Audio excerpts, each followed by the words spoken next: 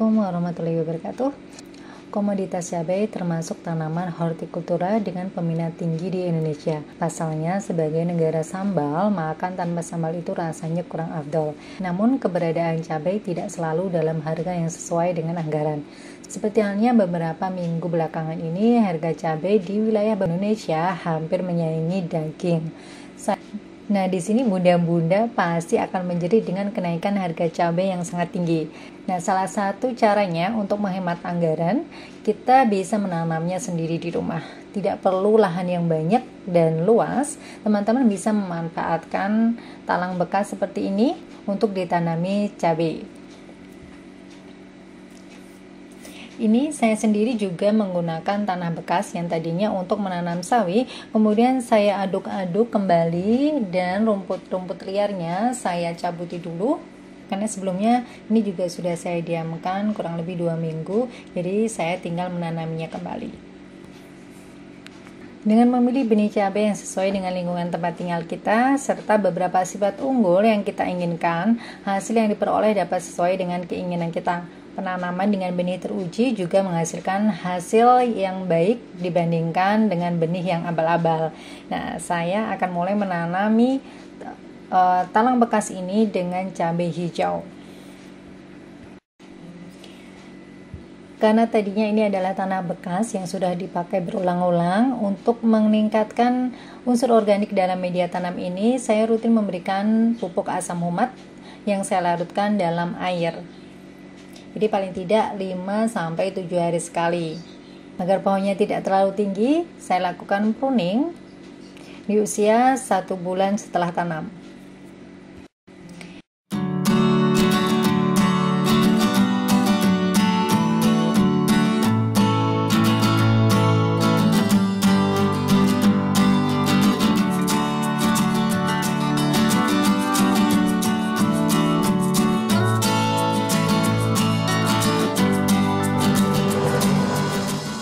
Jangan lupa untuk menjaga kelembapan media tanam harus sering dikontrol.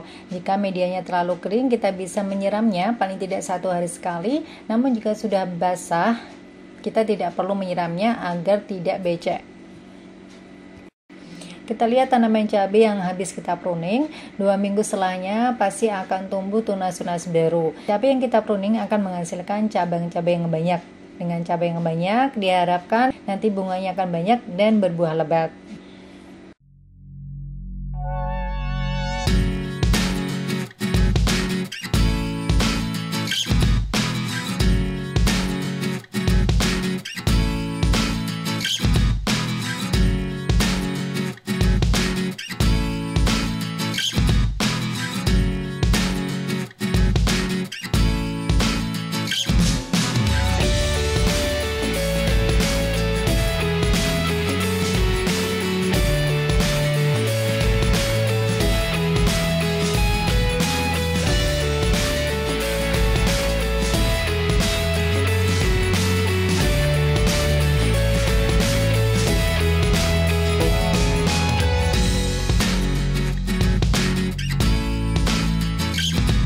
Dua bulan setelah tanam, tanaman cabai sudah mulai berbunga dan sudah belajar berbuah. Karena ini saya tanamnya menghadapi musim penghujan, jadi subur sekali, seringkali menyebabkan media tanam lembab dan gulma-gulma di sekitarnya juga tumbuh dengan subur. Jadi kita harus rutin-rutin dalam menyiangi gulma agar gizi terfokus pada tanaman intinya. Dan satu lagi, kalau di musim penghujan seperti ini, biasanya tanaman cabai itu rentan terhadap yang namanya jamur, termasuk jamur yang menyebabkan tanaman cabai kita itu mengalami busuk batang. Jadi untuk perawatan tanaman cabai di musim hujan memang harus lebih intensif, karena lebih rentan terhadap hama dan penyakit.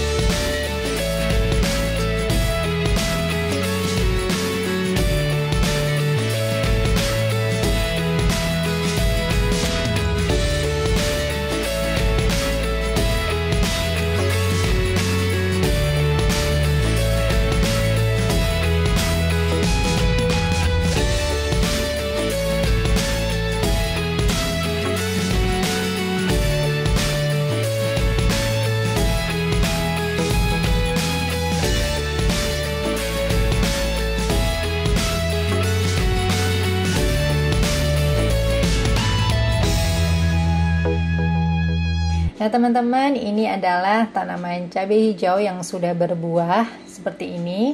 Jadi ini sudah siap dipanen karena ini adalah jenis cabai hijau. Jadi kita petiknya ketika buahnya masih hijau.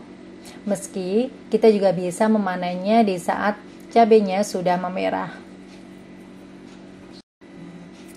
Meski tidak terlalu banyak hasil panennya, tapi alhamdulillah dengan kita menanam cabai hanya menggunakan barang-barang bekas dan juga lahan yang terbatas, kita bisa menghemat biaya pengeluaran dapur. Buat bunda-bunda semuanya, selamat mencoba dan semoga berhasil. Demikian informasi yang bisa kami sajikan untuk hari ini. Jangan lupa untuk senantiasa berdoa kepada Allah Subhanahu wa taala di setiap aktivitas kita agar aktivitas yang kita lakukan bermanfaat dan berkah. Sekian dari kami. Wassalamualaikum warahmatullahi wabarakatuh.